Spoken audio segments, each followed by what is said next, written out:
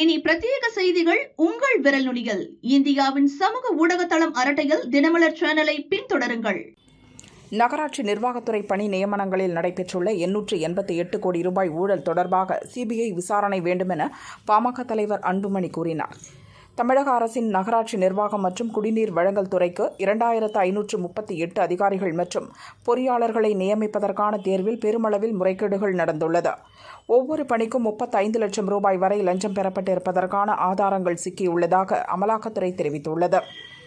இது தொடர்பாக வழக்கு பதிவு செய்து விசாரணை நடத்தும்படி தமிழக போலீசுக்கு அமலாக்கத்துறை கடிதம் எழுதியுள்ளது. இளைஞர்களுக்கு வேலைவாய்ப்பு வழங்குவதிலும் கரப்ஷன், கலெக்ஷன், கமிஷன் கலாச்சாரத்தை திமுக அரசு கட்டவிழ்த்துள்ளது. நகராட்சி நிர்வாகத்துறை பணி நியமனங்களில் பல முக்கிய அரசியல்வாதிகளும் உயர் அதிகாரிகளும் சம்பந்தப்பட்டிருப்பதாகவும் அமலாக்கத்துறை தெரிவித்துள்ளது. இதற்கு மூளையாக செயல்பட்டவர்களின் விவரங்கள், ஊழல் எவ்வாறு செய்யப்பட்டது என்பது தொடர்பான விவரங்கள் அடங்கிய 232 பக்க ஆவணங்களையும் போலீசுக்கு அனுப்பியுள்ளது. ஒரு பணிக்கு அதிகபட்சமாக 35 லட்சம் என்றால் 2538 பணிகளுக்கும் சேர்த்து 888 கோடி ரூபாய் அளவுக்கு ஊழல் நடைபெற்றிருக்க வாய்ப்புகள் உள்ளன. தமிழகத்தில் 1,30 லட்சம் இளைஞர்கள் படித்துவிட்டு தகுதிக்கு ஏற்ற வேலை கிடைக்காமல் அவதிப்பட்டு வருகின்றனர். அவர்களுக்கு வேலை வழங்க திமுக அரசு எந்த நடவடிக்கையும் எடுக்கவில்லை. தமிழக ஆட்சியாளர்களுக்கு மனசாட்சியே இல்லை. தமிழக ஆட்சியாளர்கள் உத்தமர்களைப் போல வேடமணிந்து நாடகமாடிக்கொண்டிருக்கும் வேளையில் அவர்களின் ஒவ்வொரு அணுவிலும் அசைவிலும் ஊழல் நிறைந்திருக்கிறது.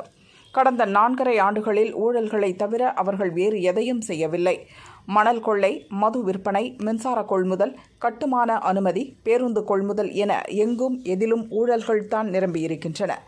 இவை அனைத்தையும் விட அரசு வேலைகளுக்கு கையூட்டு வாங்குவதன் மூலம் திறமையுள்ள ஏழை இளைஞர்களுக்கு அரசு வேலை கிடைப்பதை திமுக அரசு தடுத்திருக்கிறது. திமுக ஆட்சியாளர்களின் இந்த பாவத்திற்கு எக்காலத்திலும் மன்னிப்பு கிடையாது.